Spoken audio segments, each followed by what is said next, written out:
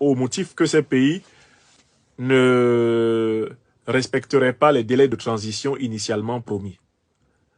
C'est une campagne immense.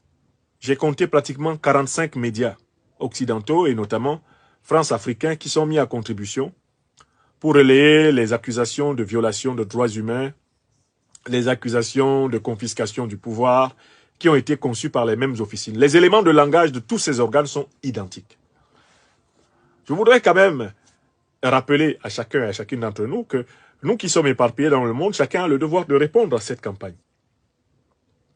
La première réponse qu'on peut faire à cette campagne, c'est de leur dire « Allez étudier la durée des transitions politiques dans vos pays, avant l'instauration de vos républiques. » Ceux qui veulent donner des leçons au Mali, qu'ils étudient la transition politique en France. De la chute de Pétain, pratiquement, jusqu'à la création de la 5e République, il y a eu combien d'années? Je recommence. De la chute du maréchal Pétain, et donc la chute du régime nazi, mettons en 1945. À quand est-ce que la République française a été stabilisée? Le régime politique français s'est stabilisé en 1958. 1945-1950, ça fait 5 ans. 1950-1958, au total, ça fait 13 ans. Il a fallu 13 ans de transition politique à la France pour avoir la 5e République. 13. Donc, comment les médias français peuvent venir parler superficiellement de la transition malienne, de la transition burkinabé, alors qu'ils ont fait? Allez, si on s'en va s'intéresser alors aux transitions révolutionnaires, entre l'ancien régime au XVIIIe siècle et la République, il y a eu combien d'années? Jusqu'en 1848, jusqu'en 1870, la République n'était même pas complètement établie. La transition politique en France a duré 50 ans. Plus de 50 ans de transition. Si on prend la période des années 1700, pour remonter jusqu'en 1870, presque 1900, pour avoir une stabilisation de la République. Entre-temps, les Napoléons ont fait des coups d'État, les Robespierre et les uns et les autres se sont entretués, les Marat et consorts. Mais écoutez, donc voilà des gens qui n'étudient pas leur histoire et qui se précipitent pour donner des leçons de moralité politique internationale aux autres. On doit demander au personnel politique français combien d'années ont duré les transitions politiques en France. On doit demander aux Allemands la même chose. Voici l'Allemagne qui à peine connaît un régime relativement démocratique depuis 1949. 1949. La fondation de la République fédérale. La République de Weimar qui a chaviré pour donner à Hitler le pouvoir. Elle va enseigner la transition à qui? Le passage de l'Empire avec Bismarck et consorts pour venir à la République de Weimar. Ça a pris combien de temps? Est-ce que les Allemands peuvent venir parler de transition devant quelqu'un qui connaît l'histoire de l'Allemagne?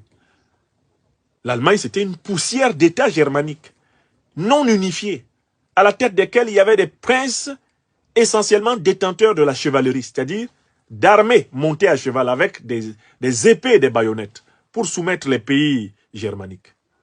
Ça a été ça l'Allemagne, pratiquement tout le Moyen-Âge jusqu'au 19e siècle. Les voilà leur histoire. Voilà leur histoire.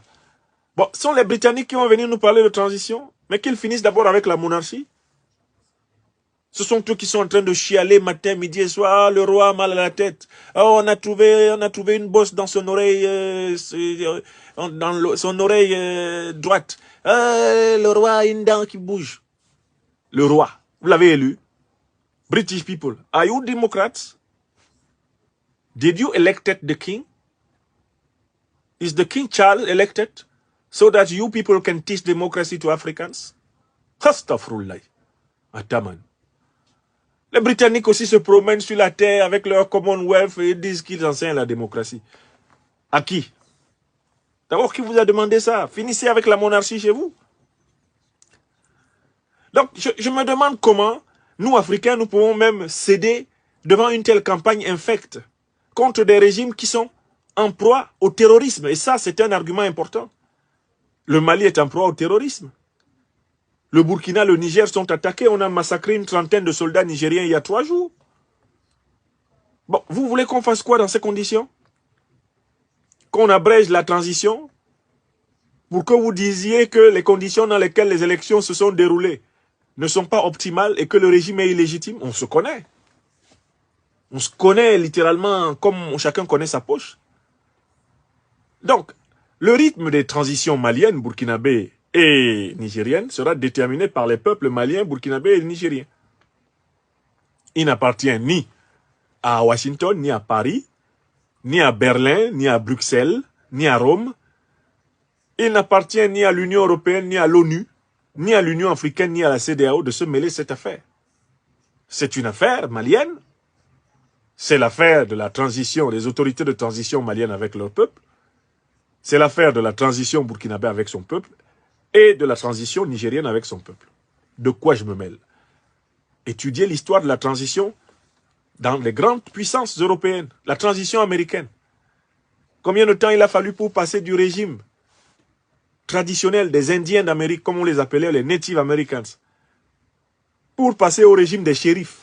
La transition a duré combien de temps? Vos guerres de sécession vous ont pris combien de temps? Combien de temps il a fallu pour proclamer la Constitution des États-Unis?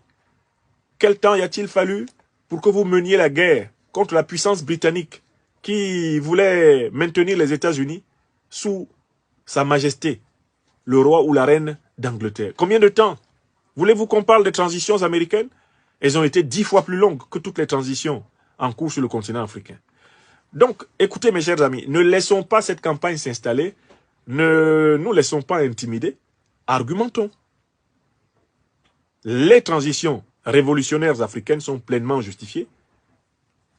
Elles seront négociées et renégociées dans le cadre de la souveraineté populaire africaine.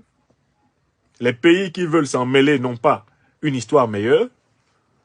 Et écoutez, il faut privilégier la paix et la sécurité avant le renouvellement des institutions. Sinon, ça serait mettre la charrue avant les bœufs. Voilà la vérité. Merci infiniment, mes chers amis, pour cette écoute de cette émission qui était consacrée à la géopolitique à la géopolitique du Sahel, et notamment à ce que j'ai appelé la diplomatie réelle, la réelle diplomatie.